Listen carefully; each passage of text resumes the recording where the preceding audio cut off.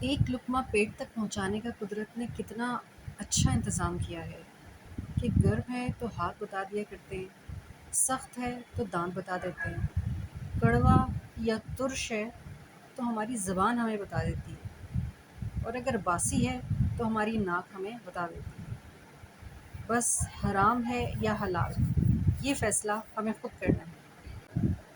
سلطان محمود غزنوی نے اپنے غلام ایاز کو ایک انگوٹھی دی اور کہا کہ اس پر ایک ایسا جملہ لکھو کہ میں اگر خوشی میں دیکھوں تو غمگین ہو جاؤں، اور اگر میں اس کو غم میں دیکھوں تو خوش ہو جاؤں۔ غلام ایاز نے لکھا کہ یہ وقت بھی گزر جائے گا۔ ایک شخص ایک بزرگ عالم دین کے پاس پہنچا اور انہیں صحیح بخاری پڑھاتے ہوئے دیکھا تو بولا، اہل مغرب چاند تک پہنچ گئے اور آپ بیٹھے بخاری کا درس دے رہے ہیں۔ عالم دین نے جواب دیا، اس میں حیرت کی کیا بات ہے؟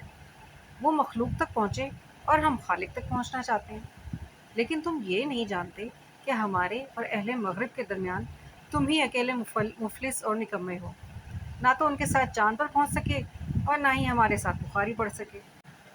اگر آپ حادثاتی طور پر کسی سے 2-4 کتابیں زیادہ پڑھ گئے ہیں تو اس کو ہضم کرنے کی کوشش کریں، دوسروں کا جینا حرام نہ کریں۔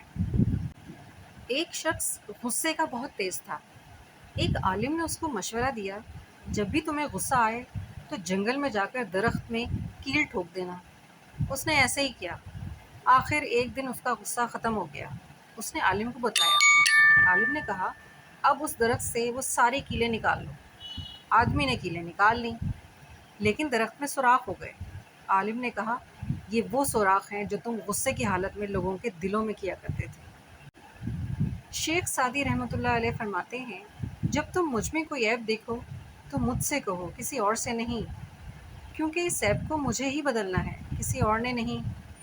مجھ سے کہو گے تو نصیحت کہلائے گی اور اجر لکھا جائے گا، کسی اور سے کہو گے تو غیبت کہلائے گی اور گناہ لکھا جائے گا۔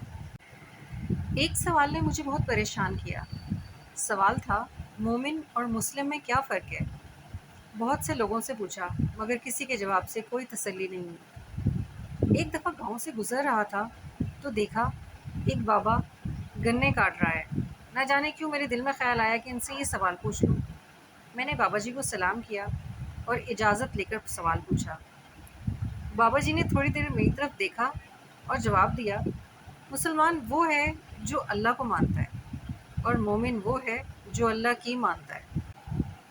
ایک فقیر نے مالدار آدمی سے کہا، اگر مجھے تمہارے گھر میں موت آ جائے تو میرے ساتھ تم کیا سلوک کرو گے؟ مالدار آدمی نے کہا، تمہیں کفن دے کر دفنا دوں گا۔ فقیر بولا، ابھی میں زندہ ہوں، مجھے پہننے کے لیے کپڑے دے دو، اور جب مر جاؤں تو بغیر کفن کے مجھے دفنا دینا۔ یہ ہم لوگوں میں سے بہت سے افراد کی داستان ہے کہ جب تک کہ ہم زندہ ہیں ایک دوسرے کی قدر نہیں کرتے، لیکن مرنے کے بعد ایک دوسرے کے لیے آگے بڑھ بڑھ کر نیکیاں کرتے ہیں۔ اگر قدر کرنی ہے تو زندگی میں کرنی چاہیے۔ ایک بہت ہی خراب روایت ہمارے ہاں یہ بھی پائی جاتی ہے کہ اگر کوئی انسان اپنے برے اعمال کو چھوڑ کر نیک کاموں میں آگے بڑھنا چاہے تو ہم لوگ اس کا ماضی اٹھا کر اس کے منہ پر مار دیتے ہیں۔ کہتے ہیں کہ ایک دن ایک چور کو راستے میں ایک بٹوا ملا جس میں بہت سارے پیسے تھے۔ اس بٹوے پر کوئی دعا لکھی ہوئی تھی اور ایک خانے میں بٹوے کے مالک کا نام اور پتہ بھی رکھا ہوا تھا۔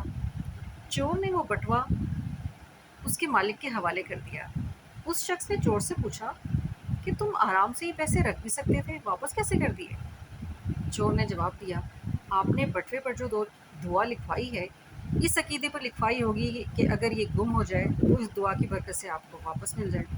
میں چور ضرور ہوں، لیکن صرف مال و دولت کا، کسی کا عقیدہ چوری نہیں کر سکتا۔ اگر میں آپ کا بٹوا واپس نہ کرتا اور آپ کا اعتقاد اس دعا پر کمزور پڑ جاتا تب میں آپ کے ایمان کا چور ہوتا، اور یہ مال و دولت کی چوری سے 1000 گنا بڑا گناہ ہے۔ سمجھدار ہونے کا سب سے بڑا نقصان یہ ہے کہ آپ وہ باتیں بھی سمجھنے لگتے ہیں جو کہ نہیں سمجھنی چاہیے۔